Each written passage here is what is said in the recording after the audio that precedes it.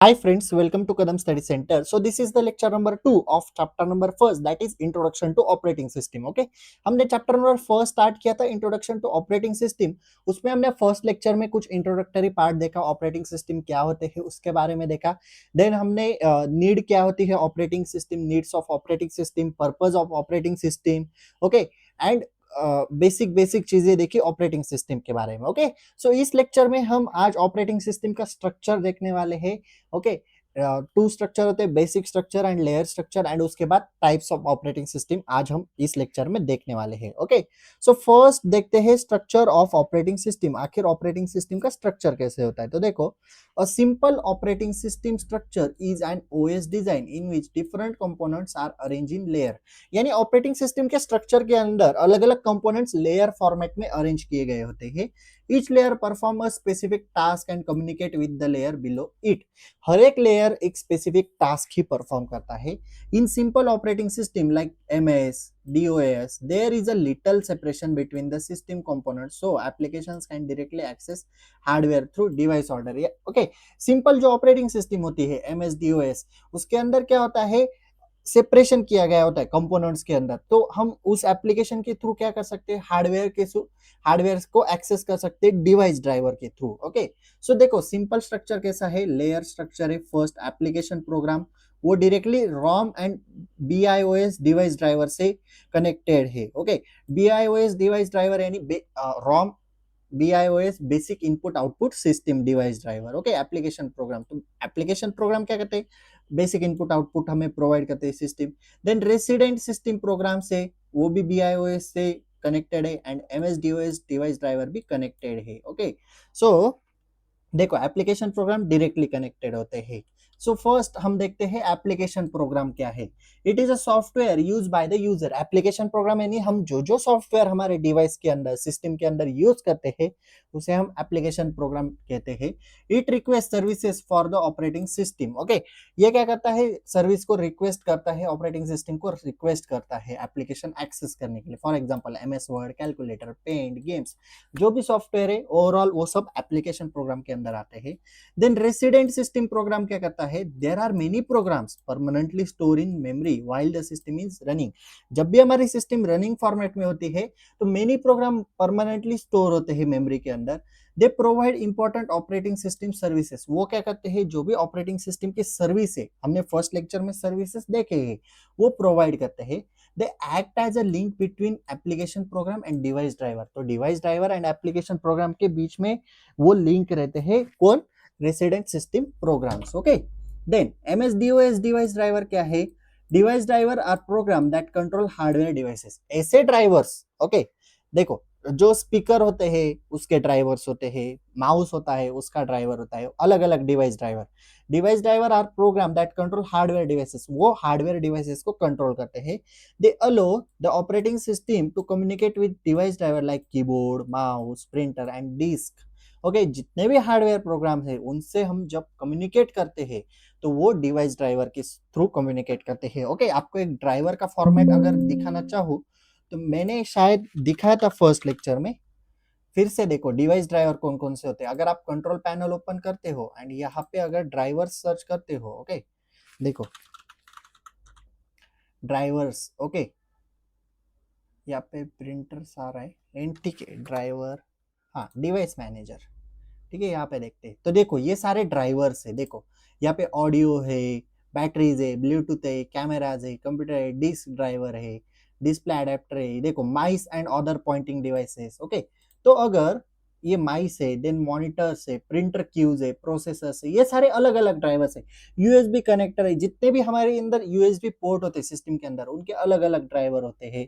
तो यहाँ पे 3 मेरे पास USB ड्राइवर पोर्ट है। हर एक लैपटॉप में यूजुअली 3 पोर्ट्स होते हैं, तो यहाँ पे 3 पोर्ट्स आपको दिख रहे हैं लास्ट में। Okay, so these are device driver. Okay, चलो PPT की तरफ बढ़ते हैं। देन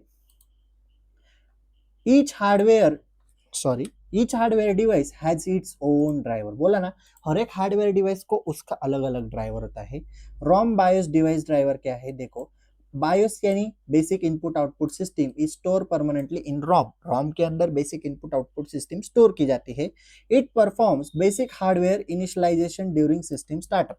ये क्या करता है basic input output system, basic hardware initialize यानी जब भी हमारी सिस्टम स्टार्ट होती है तो वो इनिशियलाइज करता है कौन सा हार्डवेयर कनेक्ट है, कौन सा हार्डवेयर डिस्कनेक्ट है, यानी माउस कनेक्ट है या फिर नहीं, कीबोर्ड कनेक्ट है, स्पीकर्स कनेक्ट है।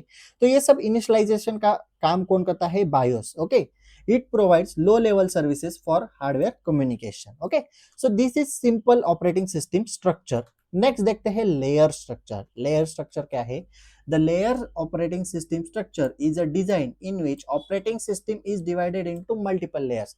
तो यहाँ पे क्या होता है, ऑपरेटिंग सिस्टम मल्टीपल लेयर्स के अंदर डिवाइड की जाती है।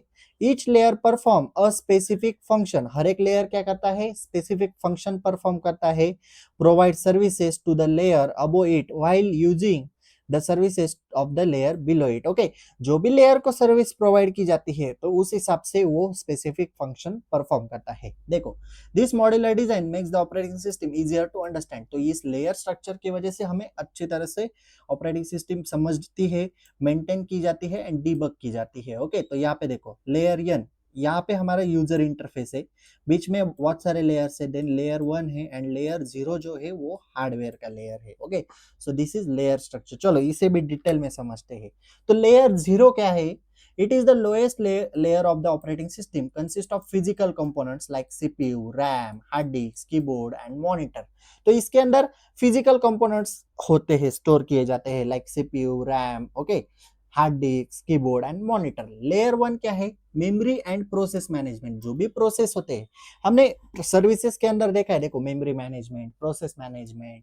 तो जो भी प्रोसेस मेमोरी मैनेज की जाती है वो लेयर 1 के अंदर होती है। Manages CPU memory, allocate memory to program, RAM allocate की जाती है, देखो कितने ये सॉफ्टवेयर कितनी रैम यूज कर रहा है, इस तरह से schedules and control process. Then file management, layer 2 क्या करता है, फाइल मैनेज करता है, manages files and directories, perform the file operation such as create, read, write and delete. इस तरह से हर एक लेयर अलग अलग काम करता है।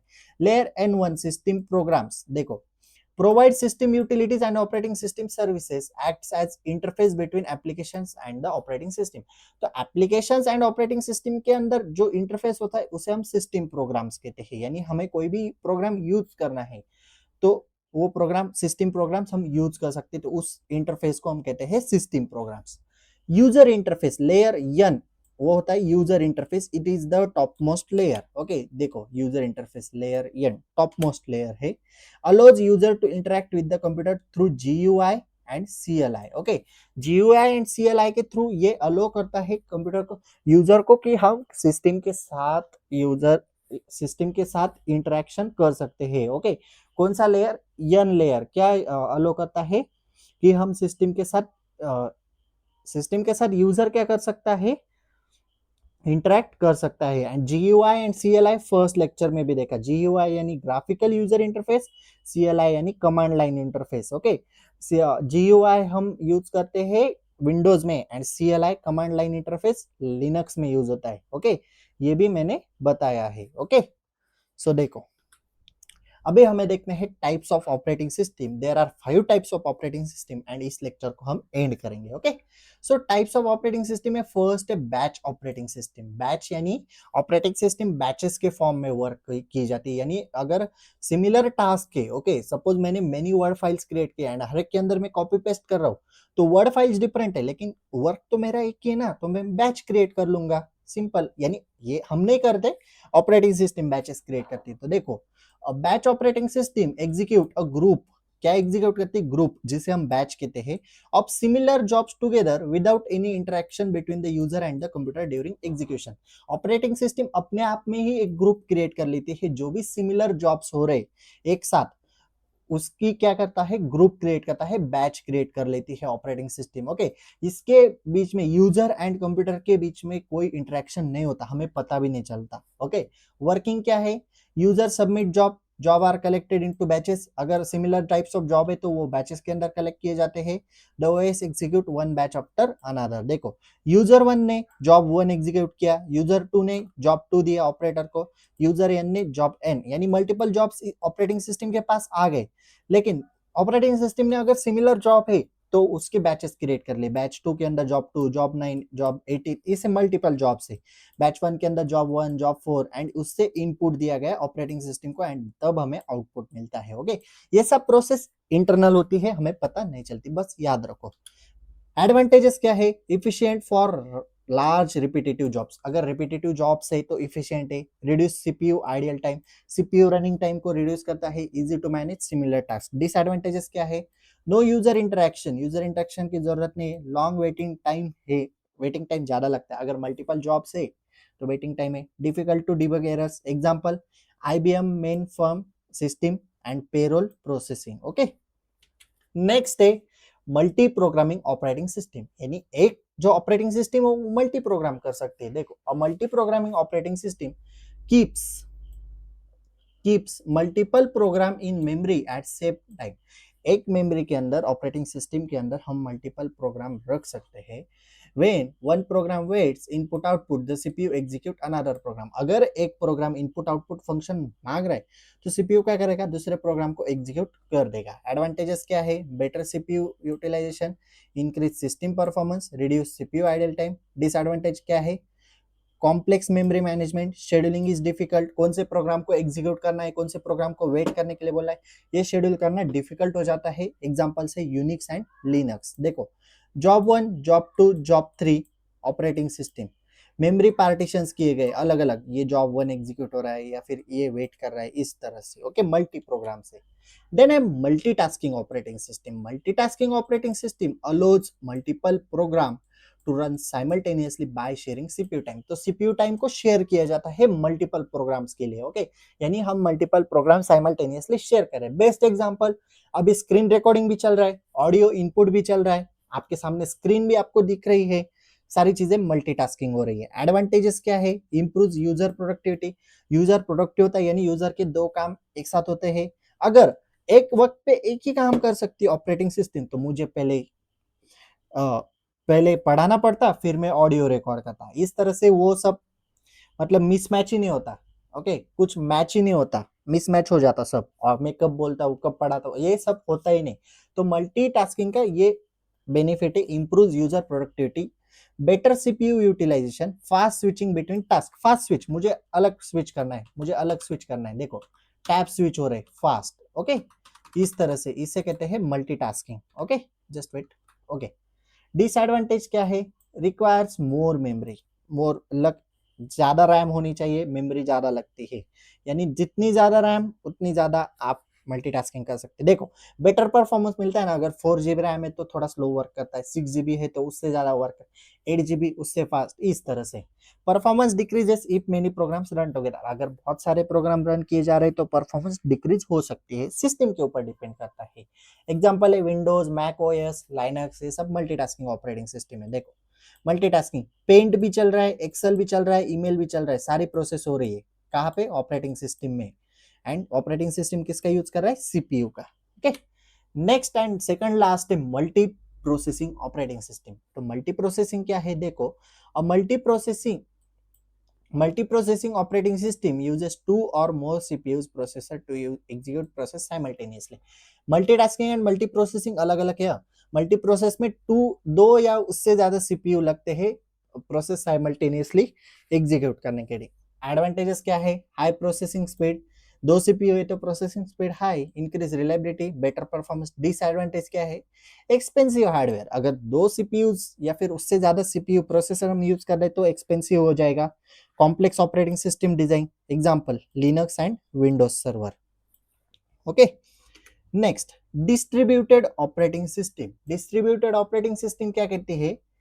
A distributed operating system manage a group of interconnected computer makes them appear as a single system। देखो, interconnected computers होते हैं और अगर उन कंप्यूटर का डेटा हमें एक सिस्टम के अंदर चाहिए तो वो हम एक्सट्रैक्ट कर सकते हैं। ओके, उसे कहते हैं distributed operating system. Okay, advantages क्या है? Resource sharing, faster computation, high reliability. Disadvantage है कॉम्प्लेक्स डिजाइन, देखो बहुत सारे सिस्टम हो गए, बहुत सारे कंप्यूटर्स हो गए, इंटरकनेक्टेड है तो कॉम्प्लेक्स डिजाइन हो जाएगा। Network failure affect performance, example Amoeba and Plan 9। Okay, so these are types of operating system. Okay, so यहाँ पे हम रुकते हैं, नेक्स्ट लेक्चर में नेक्स्ट टॉपिक, और नेक्स्ट लेक्चर में शायद चैप्टर खत्म हो जाएगा, खत्म कर देंगे नेक्स्ट लेक्चर में. Okay, so if you have any doubt regarding this lecture, please ask in comment section or you can DM me on Instagram. PDF is available on Telegram channel. Telegram channel link is available in description box. Okay, so that's it for today. If you like this video, please like, share and subscribe to our channel and share this video with your friends. So that's it for today. Till then, tatas, bye bye.